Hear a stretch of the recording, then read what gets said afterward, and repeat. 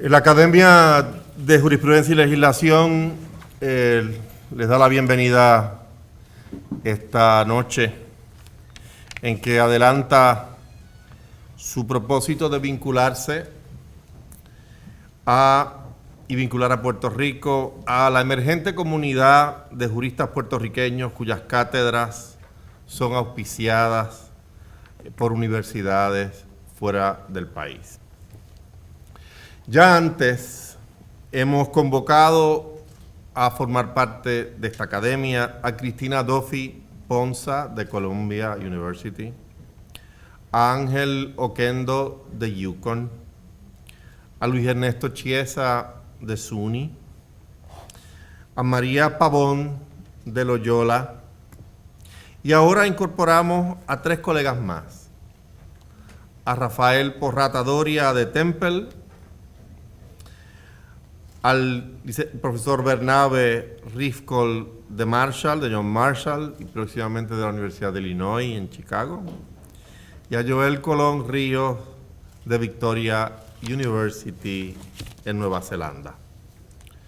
Puerto Rico y los puertorriqueños que han escogido vivir aquí, así como los que la vida los llevó a otros lugares, miran a este emergente grupo de juristas con interés y con esperanza. Con interés y con esperanza en sus aportaciones de valor a nuestro derecho y al derecho del mundo, en la construcción de nuevos imaginarios para nuestro país y para su gente. Tiene la palabra el numerario Carlos Ramos para presentar a los nuevos correspondientes.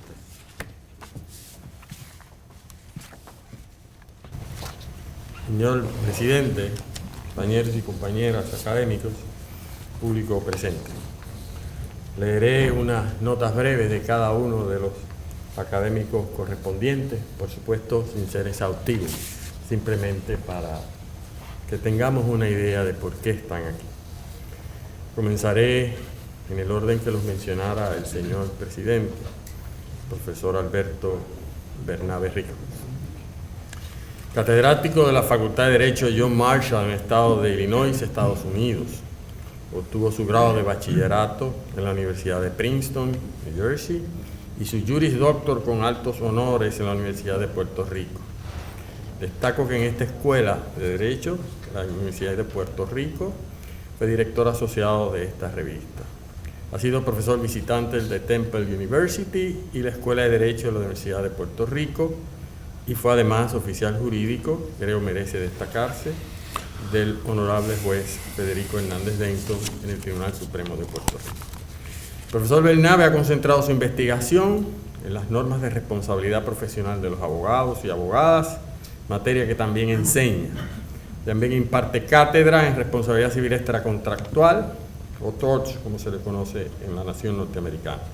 Sobre este último tema ha publicado extensamente, concentrando en las propuestas de revisión de nuestro Código Civil de Puerto Rico. De hecho, en obra publicada de este y otros temas, estos temas en particular del profesor Bernabe, hay 14 artículos publicados en revistas jurídicas puertorriqueñas. Así de prolífero es este catedrático que vive en los Estados Unidos. Tiene también, por supuesto, publicaciones en revistas jurídicas de los Estados Unidos, incluyendo Loyola University, Chicago Law y San Diego Law Journal. También ha sido muy prolífero, participando como conferenciante en cursos especializados para abogados y abogadas en los temas que investiga. Los temas que apasionan al profesor Bernabe son de singular importancia para el país y la academia, por la pertinencia con el ejercicio de la abogacía, a tenor con los más altos valores que deben guiar nuestra profesión. Profesor Rafael Porrata Doria es catedrático de la Facultad de Derecho de Temple University del estado de Pensilvania, Estados Unidos. Obtuvo su grado de bachillerato con altos honores en la Universidad de Pensilvania, donde también completó una maestría en ciencias políticas. Su grado de Juris Doctor es de la Universidad de Yale, donde obtuvo también su LLM. El profesor Porrata Doria ha ejercido la profesión de abogado la ejerció por unos años tras obtener sus grados correspondientes y ser admitido al ejercicio de la profesión. En la academia concentró su investigación, asesoramiento jurídico y cátedra también en temas de asociaciones comerciales, reglamentación de valores, transacciones comerciales internacionales, contratos, derecho corporativo, derecho comparado, comercio internacional y derecho de la Unión Europea. Ha publicado de forma extensa sobre estos temas en Estados Unidos y América Latina, con énfasis en asuntos relativos a Mercosur y la Comunidad Andina, la Convención de Ginebra, arbitraje internacional, la privatización de empresas públicas, entre otras. Su más reciente publicación, o próximo a publicarse, lleva un fascinante y reiterado tema en su obra. Lo leeré en inglés. Bolivar's Dream, Latin American Economic Organization.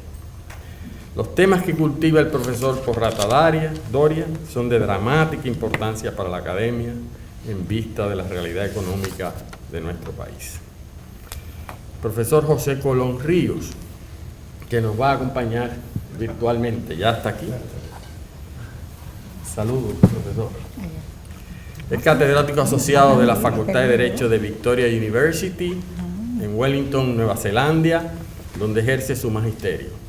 Este compatriota nos viene de Oceanía, recibió su grado de bachillerato y Juris Doctor aquí en la Universidad de Puerto Rico.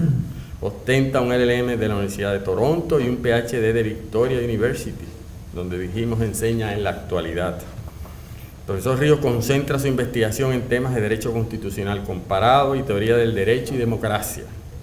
Tiene una pasión particular por los temas de revisión judicial, el poder constituyente y el proceso de enmiendas a una constitución. Es autor de libros y numerosos artículos de revistas jurídicas sobre estos mismos temas.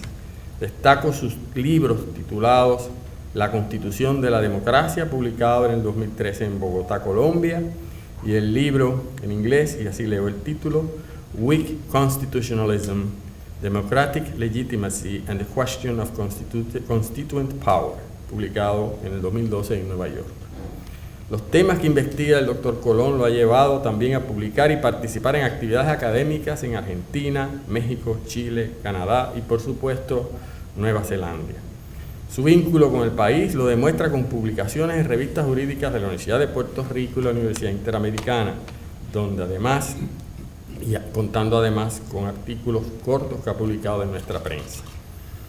Tener en nuestra academia un comparativista del derecho constitucional y teórico del derecho me trae gratísimos recuerdos de nuestro académico fundador, don José Trías Monjes. Señor presidente. Muy bien, académico Carlos Ramos. Podemos proceder entonces con la investidura de los nuevos académicos correspondientes.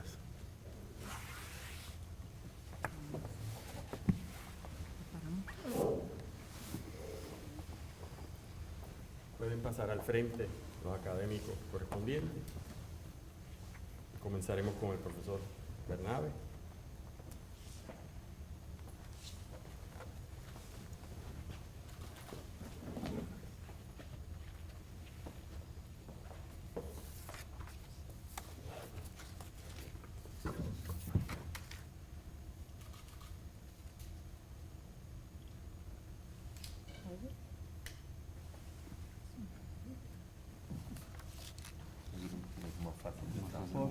Medalla de oro en la Olimpiada. Muy bien.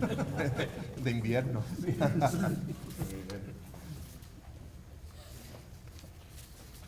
Y el profesor Porrata Doria.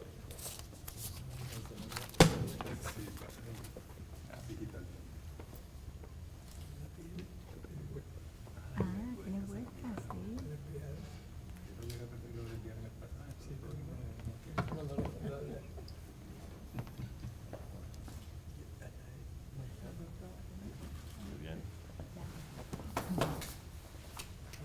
¿Y Joel? El profesor José Colón Ríos. ¿La tiene puesta o algo que se parece mucho, por lo menos desde aquí? Ah, muy bien.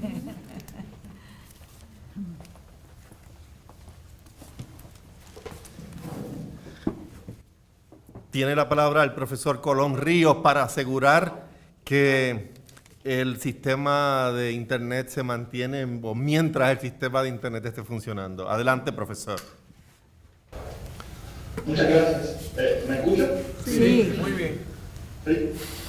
Agradezco a la Academia Puertorriqueña de Jurisprudencia y Legislación y a su señor presidente por invitarme a formar parte de esta distinguida institución como académico correspondiente, lo cual para mí es un gran honor. Agradezco además a mis familiares y amigos, a quienes ahora mismo no veo, pero saber que están allí me llena de mucha alegría. Un saludo afectuoso a mi esposa Graciela, a quien ustedes no ven, pero ahora mismo está conmigo aquí. Y por supuesto quisiera recordar a mi papá, José Colón Rubio, quien ya no está con nosotros, pero hubiese disfrutado muchísimo este momento. Extiendo mis felicitaciones a los profesores Porrata y Bernabe. Es un honor compartir esta instalación con ustedes. En el día de hoy quisiera hablar brevemente sobre el tipo de trabajo que realizo actualmente en la Universidad de Wellington, en la Universidad de Victoria en Wellington, Nueva Zelanda.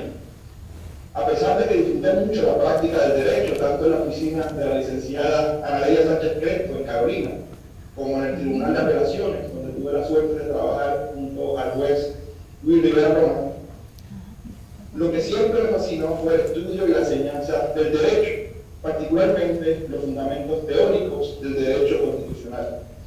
Por eso viajé a Toronto a realizar estudios de posgrado, donde pronto descubrí que lo que me interesaba no era solamente enseñar derecho, sino participar directamente en los debates académicos sobre los cuales leía en artículos y libros. Especialmente, me fascinaba la pregunta acerca de cómo justificar, desde una perspectiva democrática, aquellas constituciones que son muy difíciles o casi imposibles de modificar. A primera vista, esa pregunta puede parecer extraña, pues estamos acostumbrados a pensar que proteger la Constitución del cambio no solamente es esencial para la estabilidad de un sistema jurídico, sino que es además equivalente a proteger la democracia misma. Pero si pensamos en esa pregunta con cuidado, nos damos cuenta de que existe una clara tensión entre una Constitución difícil o muy difícil de modificar, como la Constitución de 1952 en Puerto Rico, o la Constitución de Estados Unidos, o la Constitución de Canadá, y la idea de que la democracia requiere que el pueblo se gobierne a sí mismo. Por ejemplo, en este instante, en Estados Unidos existe un debate en torno al acceso que los ciudadanos deben tener o no a las armas de fuego.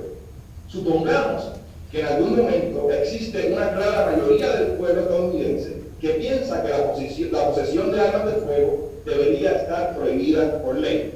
No hay que ser abogado para imaginarse que la respuesta de algunos a dicha propuesta será: esa prohibición sería inválida porque violaría la segunda enmienda de la Constitución de los Estados Unidos. Imaginemos entonces que una gran mayoría de la ciudadanía apoya una enmienda constitucional dirigida a derogar la segunda enmienda. Dicha mayoría se encontraría con que cualquier intento de enmendar la Constitución podría ser fácilmente bloqueado, pues el proceso de enmendar la Constitución de Estados Unidos permite a una minoría del 33% en el Congreso, o a meramente 13 de las legislaturas estatales, impedir cualquier cambio en el texto constitucional. El problema, desde una perspectiva democrática, es claro. Una generación anterior, es decir, los representantes del pueblo de Estados Unidos en 1789, estaría impidiéndole al pueblo de hoy día tener la Constitución que desea. A la misma vez, mientras más difícil de enmendar es una Constitución, más poder se le otorga a los jueces. Es decir, lo que un Tribunal Supremo o una Corte Constitucional diga que la Constitución significa, será tan difícil de modificar como el texto constitucional mismo. En resumen, ¿cómo calificar de democrática a una situación en la cual los seres humanos de hoy día están sujetos a los dictados de generaciones anteriores? Esta pregunta no es nueva. La misma está presente en la teoría constitucional desde el mismo siglo XVIII. Está presente, por ejemplo, en los escritos de Condorcet en Francia y en los de Jefferson en Estados Unidos. Sin embargo, la respuesta tradicional de la teoría constitucional, a mi juicio, no es satisfactoria. Dicha respuesta es que, si bien las constituciones son formalmente difíciles de modificar, el pueblo nunca renuncia al derecho de adoptar una constitución nueva. El pueblo tiene, se dice, el poder constituyente, el derecho soberano de crear o alterar una constitución en cualquier momento y al margen de las reglas ordinarias de cambio constitucional. Mientras el pueblo no ejerce ese derecho, se dice, el mismo acepta la constitución vigente, incluyendo el hecho de que la misma es muy difícil de modificar. Esa respuesta a mí nunca me ha convencido. En una democracia no hay duda de que el pueblo debe ser el titular del poder constituyente. El problema, sin embargo, es cómo se ejerce dicho derecho. Esto es, a través de qué proceso puede el pueblo decir: voy a ejercer mi poder constituyente y alterar la Constitución o adoptar una nueva, al margen de las reglas ordinarias de cambio constitucional. Parecería que dicho proceso tendría que tener varias características. Por lo menos debería ser un proceso democrático y participativo. Debería permitir a las mayorías ciudadanas a forzar cambios en la Constitución, aún en contra de la voluntad del gobierno de turno y de las instituciones existentes. Gran parte de mi trabajo, desde mi tesis doctoral hasta el día de hoy, cuando escribo un libro titulado El Poder Constituyente y el Derecho, que será publicado por Oxford University Press, trata de buscar una respuesta a esa pregunta. Es decir, ¿existe alguna forma de canalizar el ejercicio del poder constituyente a través del derecho, de manera que podamos decir que los ciudadanos, de así quererlo, pueden modificar su constitución a través de mecanismos altamente democráticos y participativos? En mi trabajo, yo abordo esa pregunta desde dos frentes: la teoría constitucional y el derecho constitucional comparado. Aunque todavía es temprano en mi carrera, o al menos a mí me gusta pensar que todavía estoy empezando, creo que he logrado sentarme en las discusiones académicas sobre estos temas. Y cada vez que tengo la oportunidad de dirigirme a un grupo de estudiantes o colegas en alguna parte del mundo, pienso que lo hago representando a Puerto Rico. Por eso mi alegría en el día de hoy de poder dirigirme a un grupo de puertorriqueños, aunque sea electrónicamente. Muchas gracias a todos.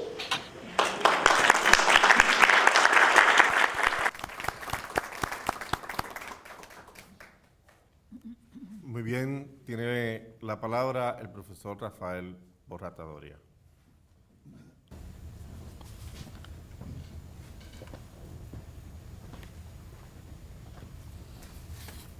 Señor presidente, señoras y señores académicos, damas y caballeros, muy buenas noches. Agradezco mucho este honor que me han conferido esta noche. He conocido y he admirado desde hace muchos años la importante labor de esta academia.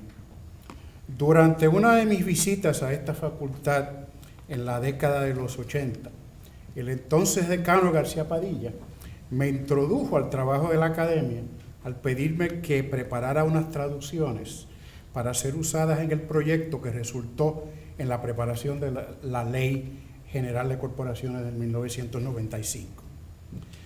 Desde entonces he seguido desde lejos el progreso y los proyectos de la academia y siempre he quedado muy impresionado con la calidad de su labor y de sus logros. Muchas veces, compañeros en la academia me han hecho a mí una pregunta que es extremadamente difícil para mí de contestar. Y es la siguiente: bueno, Borrata, ¿en qué rama del derecho o en qué tema es que te especializas? Y si ustedes examinan mi lista de publicaciones, mi lista de cursos que he enseñado, notarán que esa pregunta pues no parece ser fácil de contestar, ya que no aparece en el currículum vitae un patrón específico y claro. Y me parece a mí que al contestar esta pregunta, esta academia y yo tenemos algo en común. Y es que ambos nos especializamos de una forma u otra en el derecho comparado. Yo me convertí en comparativista por accidente durante el verano de 1977. Después de haber recibido mi educación legal en los Estados Unidos y haber aceptado una oferta de trabajo en un bufete de Filadelfia, decidí tomar el examen de reválida de Pensilvania y el examen de reválida de Puerto Rico el mismo verano. El resultado de esa decisión fue esencialmente que estudié para ambas reválidas al mismo tiempo. El resultado inmediato fue algo traumático, ya que aunque algunos temas en ambos sistemas y algunas normas son similares, para mí una gran parte del derecho civil era esencialmente terra incognita. Llegó el momento donde no me fue posible recordar cuál era la norma, cuál era el concepto o cuál era la regla que aplicaba en cuál sistema. Para mi sorpresa, después del shock inicial, empecé a encontrar formas de armonizar y de diferenciar las normas de ambos sistemas. Y ambos empezaron a hacer sentido. Tuve mucha suerte y aprobé ambos exámenes. Pero al final de este proceso me encontré con la habilidad de poder entender y trabajar en ambos sistemas.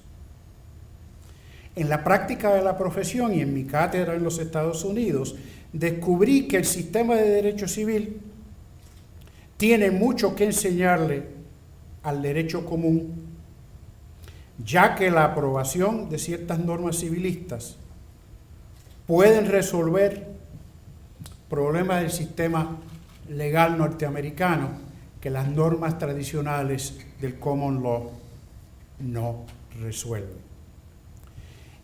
En mis estudios en Latinoamérica y en Europa, también descubrí que muchos países civilistas, al tratar de resolver problemas en sus propios sistemas legales, también habían adoptado muchas normas y procesos del derecho común.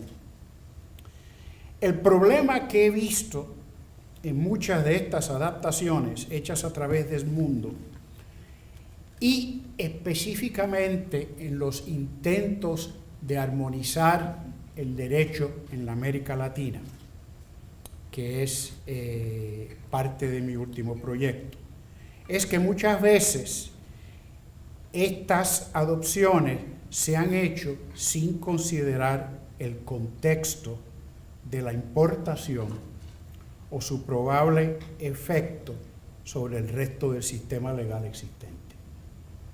Se puede tomar prestado, pero no todo lo que se toma prestado es necesariamente mejor o utilizable.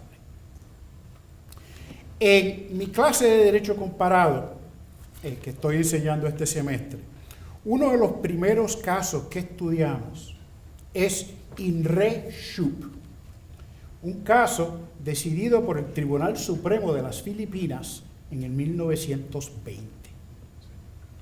En ese caso, un abogado del estado de Nueva York solicitó admisión sin examen al foro de las Filipinas. Para el tribunal, su admisión dependía de su definición de la naturaleza del sistema legal filipino. Si el mismo era un sistema de derecho común, sería posible admitir al abogado Shup sin examen.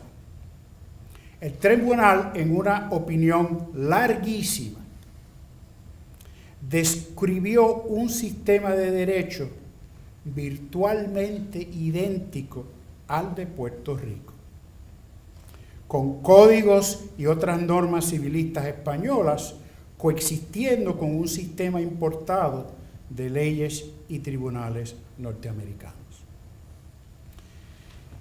Dicho tribunal era de la opinión que la contestación a la pregunta sobre la naturaleza del sistema legal filipino tenía que ser una de dos. o el sistema era uno de derecho civil o era uno de derecho común. Su contestación a la pregunta, que fue basada en una definición limitadísima de la naturaleza del derecho común, fue la segunda. Me parece a mí que el tribunal se equivocó, ya que tanto el sistema filipino como el nuestro son sistemas híbridos con elementos de derecho civil y derecho común coexistiendo entre sí. En nuestro sistema en Puerto Rico, jueces y legisladores primero han armonizado las inconsistencias que heredaron de ambos sistemas y luego han procedido a adaptar y adoptar nuevas y modernas normas de ambos sistemas, de tal forma que sean de beneficio y utilidad a nuestro país y que sean congruentes con nuestro sistema legal existente. Este es un proceso lento y deliberativo, pero al ser lento y deliberativo, evita los errores de adopción que han cometido muchos países y que he visto yo en la historia de la comunidad andina y del Mercosur. Me parece a mí que esta academia ha sido una institución de importancia fundamental para este proceso en Puerto Rico. Y le cito el proyecto del Código de Corporaciones solamente como un ejemplo de sus muchas contribuciones al derecho del país. Espero poder en el futuro colaborar y ayudar a la academia en el movimiento de este proceso, que es una labor de máxima importancia para Puerto Rico. De nuevo, muchas gracias por este honor que me han concedido. Buenas noches.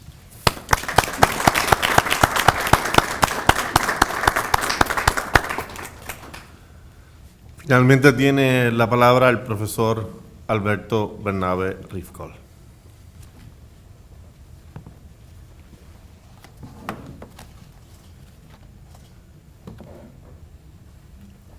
Buenas noches y gracias por estar aquí compartiendo con nosotros. Me siento muy honrado y agradezco a los miembros de la academia su invitación a unirme a ellos como miembro correspondiente. En particular, me da mucho gusto y en parte gracias que estemos en este salón hoy, porque en este salón fue que comenzó mi carrera. Hace más o menos 35 años entré por la puerta de atrás y me senté en la última fila a escuchar una introducción al concepto de la práctica profesional y la ética como parte de la orientación de primer año. Y me senté en la última fila y no me atreví a decir una palabra. 30 y pico años después, o sea, hace un año y medio más o menos, desde la tarima, yo di 2 conferencias sobre ética y práctica profesional a abogados y jueces puertorriqueños. Y evidentemente lo que pasó entre el punto número 1 y el punto número 2 es lo que me ha llevado a estar aquí con ustedes hoy. Y si fuera a resumir qué fue lo que pasó fue que he logrado cumplir con una promesa que me hice cuando decidí mudarme a Estados Unidos. Y esa promesa fue que aún viviendo en Estados Unidos me iba a mantener en contacto con el derecho puertorriqueño, con mis compañeros de clase, con la Universidad de Puerto Rico y con los profesores. Y por eso, durante los últimos 25 años que llevo en la escuela donde estoy ahora, he publicado más o menos la misma cantidad de artículos sobre derecho puertorriqueño en español y publicados en Puerto Rico que la cantidad de artículos que he publicado en inglés sobre otros temas en Estados Unidos. Además, durante esos años tuve la oportunidad de venir a dar clase como profesor visitante varias veces aquí a la Universidad de Puerto Rico y de hecho, para continuar con el tema del salón, di clase en este salón. De mis 2 áreas de estudio, tuve clases en este salón. Pero eso es hablando del pasado y quiero hablar un poco del futuro ahora. Porque el futuro de la profesión, o más correctamente, el futuro de la práctica de la profesión, es uno de los temas más debatidos en la academia en Estados Unidos, particularmente en mi área de estudio de la responsabilidad profesional. Evidentemente, la práctica de la profesión ha cambiado mucho a través de los años, pero no creo que sea una exageración decir que va a cambiar más aceleradamente en los próximos 5 a 10 años. Y el reto a que nos enfrentamos será decidir cómo alterar y modernizar la reglamentación profesional para poder cumplir con el compromiso o los compromisos que tiene la profesión de proteger los valores de la profesión, proteger al público en general y proveer mejor acceso a la justicia. Hay quienes piensan que esos 3 objetivos son incompatibles, que no se va a poder lograr los 3, pero yo no soy uno de ellos. El reto no es fácil, pero yo no creo que sea imposible. Para dar algunos ejemplos concretos de lo que me estoy refiriendo, recuerden que en algunas jurisdicciones la reglamentación profesional ahora se lleva a cabo abajo de la supervisión de agencias en las cuales la mayoría de los miembros no son abogados. En Estados Unidos, en términos generales, se está debatiendo seriamente adoptar reglamentación uniforme a nivel nacional, en particular para permitir que abogados admitidos a una jurisdicción puedan practicar la profesión sin restricciones en cualquier otra jurisdicción. En el estado de Florida, actualmente, tiene ante sí, el Tribunal Supremo Estatal tiene ante sí un caso que cuestiona la definición de lo que constituye la práctica de la profesión y, por ende, de la autoridad del Estado para reglamentar quién puede proveer servicios legales. Y en varios otros estados de Estados Unidos ya se han creado reglas que permiten que personas que no han sido admitidas a la profesión ofrezcan algún tipo, algún nivel de servicios legales. Estos temas son algunos ejemplos de los posibles cambios a los que nos vamos a enfrentar en un futuro cercano. Y mejor será que los empecemos a estudiar con cuidado para poder estar listos para el reto que nos representa. Por ello quiero alentar a todos ustedes que están aquí, que son abogados y abogadas de Puerto Rico, que se interesen y estudien y participen en la discusión de estos temas. Por mi parte, yo trataré de hacer lo propio desde las afueras de Chicago. Para terminar, quisiera saludar y agradecer a varias personas en particular, quienes todos de una forma u otra han contribuido a través de los años a mi desarrollo personal y profesional y que me han llevado a donde estoy hoy. Primero que nada, quiero saludar a mi mamá, que está aquí con nosotros hoy. Quisiera saludar a mi papá, que ya desafortunadamente no está con nosotros, de quienes aprendí muchísimas cosas y de lo más importante que aprendí de ellos fue el valor de la lectura y la educación y de tratar de continuar creciendo personalmente y profesionalmente. A mi hermana y mi hermano y a sus compañeros y su familia, para todos ellos no es fácil, ni para mí tampoco, que vivimos tan alejados, pero hacemos el esfuerzo y nos apoyamos y nos vemos todos los años. A mis compañeros de cátedra, profesores, tanto en Puerto Rico como en Estados Unidos, porque con ellos es que comparto ideas, intercambio artículos, algunos hemos escrito artículos juntos, somos coautores, y de todas esas discusiones en donde quiera que se den, a veces en un almuerzo, en una conferencia, aprendo y puedo desarrollar mis propias ideas.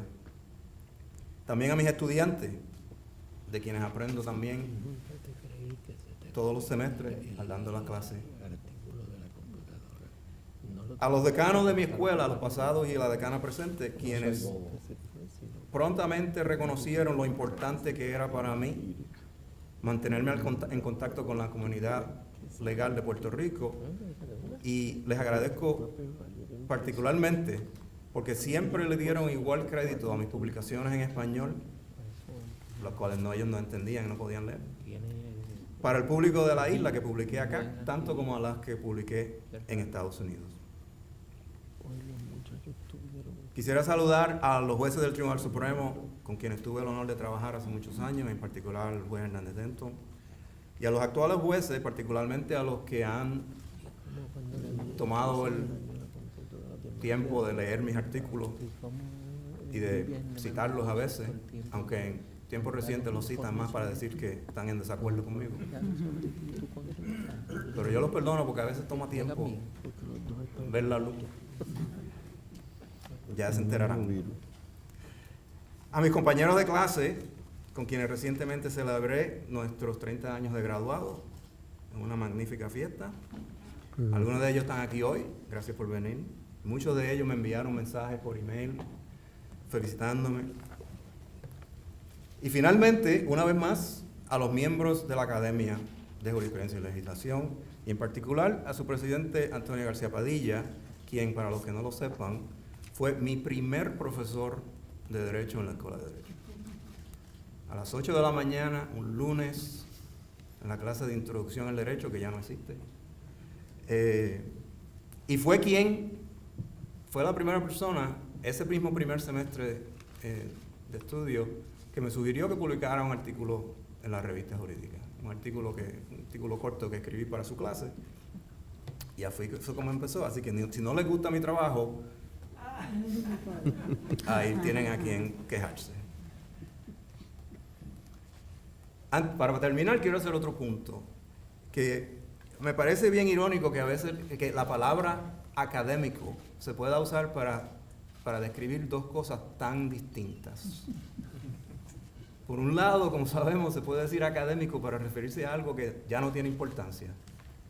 El tribunal lo decidió, así que la pregunta es académica.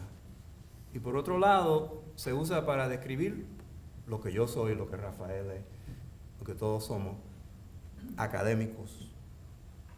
Y por lo menos por mi parte, yo pienso que el trabajo del académico es importante, porque en buena medida el trabajo del académico es algo que lleva al futuro, que ayuda a formar el futuro. El trabajo del académico tiene dos elementos: educar a los estudiantes, quienes por definición van a ser el futuro de la práctica de la profesión. Y el segundo, hacer lo que nos gusta, que es publicar. No que no nos guste dar clase a los estudiantes, eso nos gusta también, pero publicar, opinar, criticar, quejarnos de las decisiones del Tribunal Supremo, etc. Y lo hacemos públicamente, no por molestar, sino porque creemos que vale la pena crear el debate, entrar en el debate para avanzar y desarrollar nuestro derecho. Es un trabajo que en todas sus facetas me llena de satisfacción, y ciertamente no lo hago porque estoy buscando fama o reconocimiento. Y por eso, el hecho de que los miembros de la academia hayan decidido que mi colaboración o contribución sea en alguna medida significativa para otorgarme este honor el día de hoy, me llena de orgullo y se los agradezco sinceramente. Gracias a la academia, gracias a todos ustedes por estar aquí hoy. Buenas noches.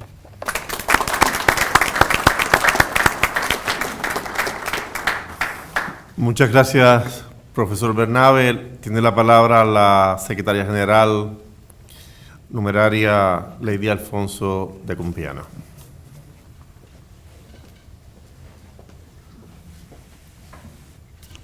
Muy buenas noches a todos y a todas.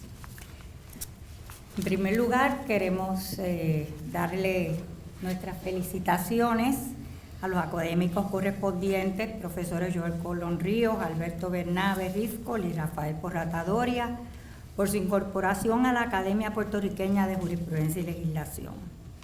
Agradecemos mucho las palabras que nos han pronunciado esta noche, puesto que tocan temas que son muy cercanos a nuestra situación en Puerto Rico. Someramente, escuchamos al profesor Joel Colón exponer que el procedimiento de cambios en las constituciones es muy difícil y que deben examinarse mecanismos democráticos para lograrlo. Este es un tema de gran interés en Puerto Rico, cuya constitución, como todos sabemos, está actualmente siendo objeto de serios cuestionamientos y vislumbramos que en un futuro esa constitución va a querer ser desmantelada. El profesor Porrata Doria nos habla en cuanto al derecho comparado y aconseja tener cuidado con tomar prestado leyes y jurisprudencia sin armonizar sistemas distintos de derecho. Consejo que es muy atinado, sobre todo en cuanto a nosotros en nuestro país, por la interrelación de derechos y el uso indiscriminado que se da de transponer uno frente al otro. Finalmente, el profesor Bernabe expresa que la práctica de la profesión legal está siendo objeto de seria evaluación y de cuestionamientos. También para nosotros en Puerto Rico esto es un tema que nos toca muy de cerca.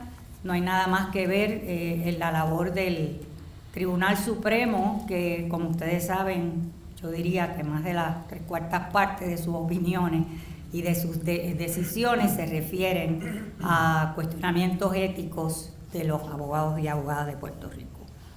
Así es que su consejo del estudio cuidadoso también nos toca muy de cerca. Con este acto toman vigencias postulados de nuestra academia, una de cuyas funciones es propiciar la correspondencia, como hemos escuchado, con destacados juristas puertorriqueños que ejercen fuera de nuestro país. Cumple este evento con ese propósito de promover la más amplia investigación jurídica conjunta, fortalecer la práctica y enseñanza del derecho, contribuir al progreso de la legislación puertorriqueña. Como señalara el académico Carlos Ramos en su presentación, los 3 académicos correspondientes han contribuido con investigaciones y literatura jurídica que atañen a nuestro sistema de derecho, los cuales comprenden, como vimos, derecho constitucional comparado, constitucionalismo latinoamericano y democracia y constitución, la responsabilidad extracontractual civil, las transacciones comerciales.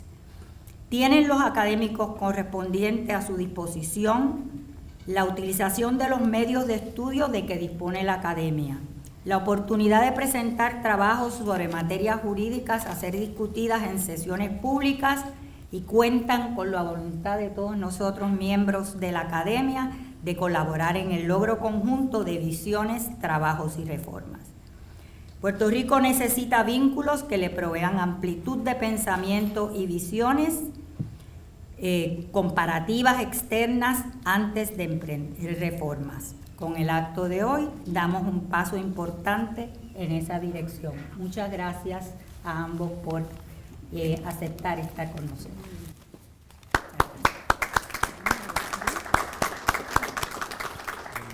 Se han concluido los trabajos. La academia invita a los nuevos académicos correspondientes a integrarse plenamente al trabajo académico. Les invita a todos a acompañarnos en un vino de honor. Gracias por acompañarnos.